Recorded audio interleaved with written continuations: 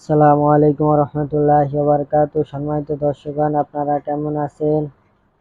আশা করি ভালো আছেন। আলহামদুলিল্লাহ, আপনাদের দোয়া আমিও ভালো আছি। তো সম্মানিত দর্শকগণ, 7 দিনে শত্রু শুকিয়ে কঙ্কাল হবে। 7 দিনে শত্রুকে শুকিয়ে কঙ্কাল বানানোর আমল নিয়ে উপস্থিত হয়েছি। তো সম্মানিত দর্শকগণ, আপনারা যারা এই ভিডিওটা দেখতেছেন, এই তদবিরের অনুমতি পেতে হলে ভিডিওতে একটা লাইক করবেন, অন্য ভাইদের উপকারের জন্য শেয়ার করে দিবেন। ভিডিওটা শুরুতে শেষ পর্যন্ত মনোযোগ সহকারে দেখে আমল করবেন, ইনশাআল্লাহ কাজ হবে। তো 60টি পিপুল পাতা রোদে শুকাতে দিবেন। পাতা যতই শুকাবে শত্রু ততই অসুস্থ হয়ে পড়বে, সেও পাতার মতো শুকিয়ে কঙ্কাল হবে। পিপুল গাছকে অনেকে পিপুল গাছকে পাইকর গাছও বলা হয় থাকে। যারা পিপুল গাছ বললে না চিনেন, পাইকর গাছও বলে থাকে। একই গাছ, পাইকর গাছও বলে থাকে, অনেকে পিপুল গাছও বলে থাকে। ঠিক আছে। তো অসৎ উদ্দেশ্যে এই আমল করা যাবে না, আর এই আমলের কথা কাউকে জানানো যাবে না। মানে আপনি যে শত্রুকে শুকিয়ে কঙ্কাল বানানোর জন্য এই আমলটা করবেন, এটা মনে রাখতে হবে, কাউকে বলা যাবে না। হ্যাঁ, নির্জনে বসে কাউকে না জানিয়ে এই আমল করতে হবে। গোপনে এই আমল করবেন। শনিবার দিন 7টা পিপুল গাছের পাতা নিবেন। ঠিক আছে।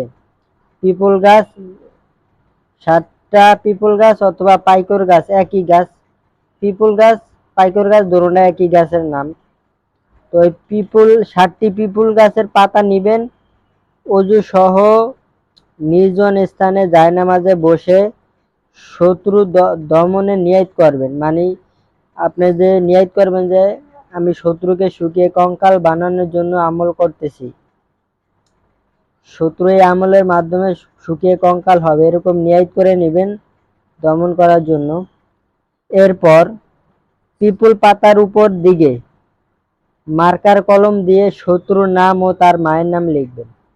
যে পাতা আছে পিপুল গাছের, এই পাতার উপর পাশ, যে পাশ পুরা লেবেল, ওই পাশটায় কি করবেন আপনি, যে শত্রু আছে, শত্রু যদি ছেলে হয় অথবা মেয়ে হয়, তাহলে তার ছেলে হলে তার বাপের নাম আগে, পরে বিন, পরে ওই ছেলের নাম। আর আপনার শত্রু যদি মেয়ে হয়, তার মার নাম লিখবেন আগে, তারপরে মাঝখানে বসে বিন তয়কারিতে বিনতে লিখে তার মায়ের নাম লিখবেন। ঠিক আছে। ওই পাতার অপর পৃষ্ঠায় লিখবেন হলো গা আল কহারু আল জাব্বারু।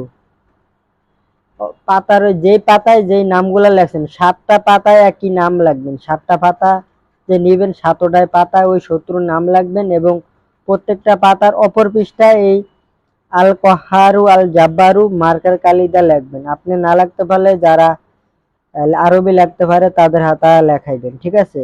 আল কহারু আল জাব্বারু, ঠিক আছে, লিখবেন। লেখার পরে সুই সুতা দিয়ে পাতাগুলি মালার মতো মাঝখান দিয়ে গেরে মালার মতো এক সুতার ভিতরে 7টা পিপুল গাছের পাতা ঢুকাইবেন। ঠিক আছে। সুতার ভিতরে সুই দিয়া গেরে গেরে 7টা পাতা একটা সুতার ভিতরে মালার মতো গেথে বাঁধবেন। ঠিক আছে।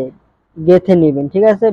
তার গাঁথা হয়ে গেলে তারপর এটা গিরা দিয়া এই মালা কাঁটাযুক্ত কোনো গাছে ঝুলিয়ে দিবেন। কাঁটাযুক্ত যে কোনো কাঁটাযুক্ত গাছে এমন জায়গায় ঝুলাই দিবেন যাতে কারো চোখে না পড়ে, রোদ ওই পাতার উপরে যাতে টাটকা রোদ পড়ে, এরকম স্থানে থুইবেন। ঠিক আছে।